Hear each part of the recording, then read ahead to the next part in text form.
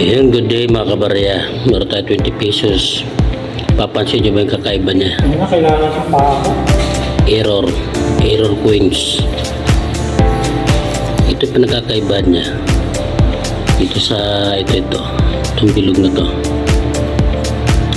Bawat litra ay tumatapat siya. Ayan. Bawat litra yan. Pare-parehas. Ayan.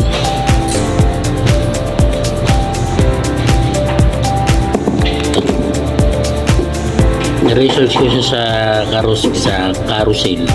Maraming hero coins doon na may value. Yan. Sa likod ganoon din, pero hindi siya gaano.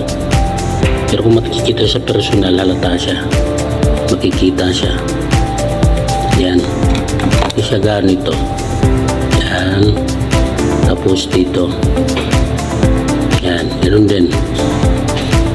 So, kung meron kayong mga ganito, sortin nyo. Ito malaki-laki rin ng value nito pag air coins 20 pesos. Yung lagpas pilyo, paalala ko lang, hindi yun patatawag na air coin dahil marami talagang ganun. Kahit maski ako, marami akong ganun sa bahay na lagpas pilyo.